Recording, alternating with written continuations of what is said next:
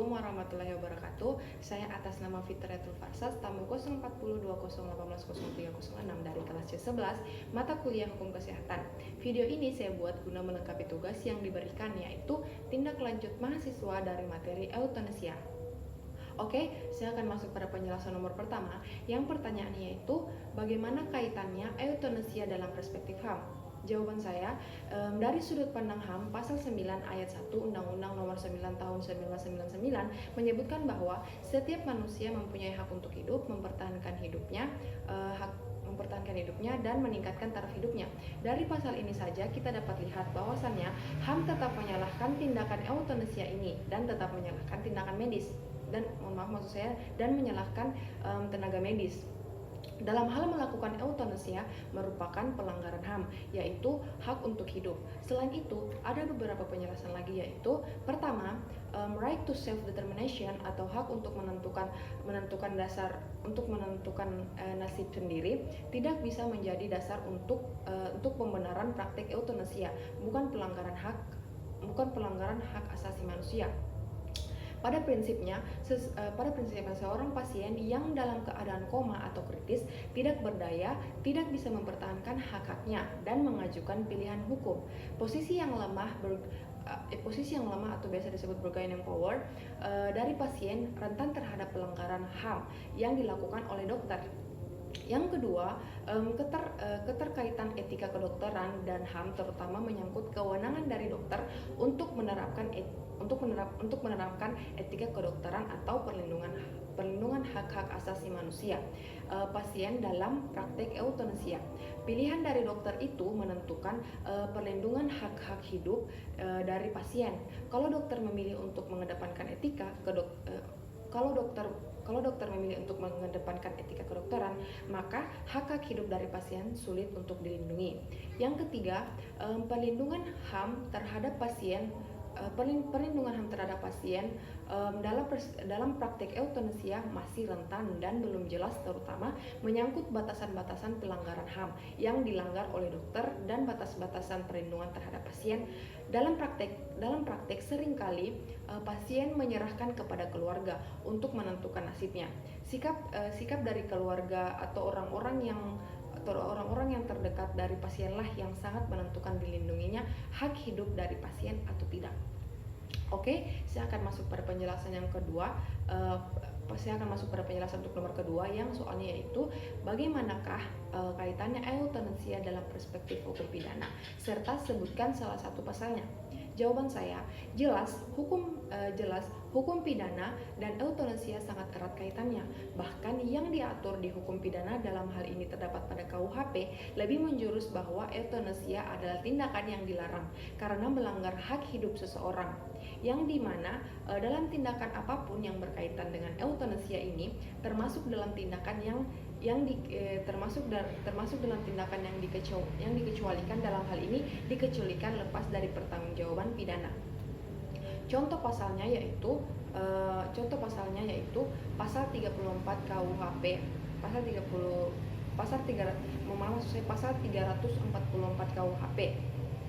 Pasal ini berbunyi, barang siapa yang merampas jiwa orang lain atas permintaan yang sungguh-sungguh dan meyakinkan dari orang lain itu diancam dengan pidana penjara maksimum 12 tahun. Selanjutnya pasal 345 juga menjelaskan tentang hal ini yang menyebutkan bahwa barang siapa mendorong orang lain untuk bunuh diri, menolong dia untuk melakukannya atau memberi sarana kepadanya untuk bunuh diri, maka jika orang lain itu jadi bunuh diri diancam dengan pidana penjara maksimum 4 tahun. Oke, saya akan masuk pada penjelasan yang nomor 3. Yang pertanyaannya yaitu bagaimanakah sebetulnya jenis euthanasia dalam hal cara dilaksanakannya. Jawabannya yaitu jenis euthanasia dalam hal pelaksanaannya terdiri dari 1. Tidak adanya bantuan dalam proses kematian tanpa maksud memperpendek hidup pasien. Yang kedua, adanya bantuan dalam proses kematian tanpa maksud memperpendek hidup pasien. Yang ketiga, tidak ada bantuan dalam dalam proses kematian dengan tujuan memperpendek hidup pasien. Dan yang keempat atau yang terakhir, ada bantuan dalam proses kematian dengan tujuan memperpendek hidup pasien. Oke, saya akan masuk pada penjelasan yang nomor 4. Yang pertanyaannya yaitu, bagaimana menurut Anda tentang euthanasia yang sekarang ini dalam hukum pidana maupun hukum kesehatan belum diatur secara jelas. Kemudian bagaimana menurut Anda tentang euthanasia di masa yang akan datang? Jawaban saya, menurut saya tidak jelasnya pengaturan menurut saya tidak jelasnya pengaturan hukum tentang euthanasia akan menimbulkan berbagai macam polemik dalam tindakan medis atau kesehatan dan dalam masyarakat. Hal ini juga menimbulkan tidak adanya batasan yang jelas yang mengatur mengenai tindakan euthanasia ini. Menurut saya agar tindakan euthanasia ini dapat dilindungi secara hukum di masa yang akan datang, tindakan euthanasia ini harus lebih diberikan perhatian secara khusus, terlebih lagi dalam hal pengkajiannya. Walaupun mungkin di Indonesia sendiri kasus ini belum banyak terpublikasikan, tapi tidak menutup kemungkinan tindakan euthanasia ini ada di sekitar kita. Selain itu, hal yang dapat dilakukan untuk masa depan tindakan euthanasia ini lebih terkhusus dalam hal hukum, misalnya hukum pidana. Menurut Joko Prakoso dan Zaman Andi Nirwanto pada bukunya yang diterbitkan pada tahun 1984 yang berjudul Euthanasia, Hak Asasi Manusia dan Hukum Pidana, mereka antara lain menulis begini.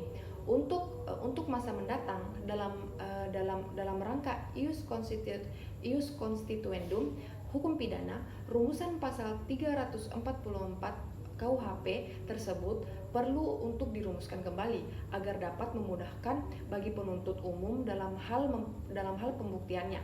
Untuk dapat melegalkan tindakan euthanasia ini perlu dilakukan perombakan pada pasal 344 dan pasal 345 KUHP, karena menurut SR Sianturi dalam bukunya yang diterbitkan pada tahun 1983 pada halaman 495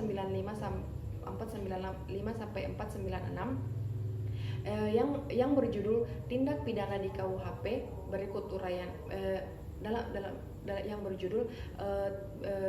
dalam bukunya yang berjudul Tindak Pidana di KUHP menjelaskan bahwa pasal 344 dan 345 KUHP erat kaitannya dengan masalah bunuh diri. Perbedaannya terletak pada kehendak objek.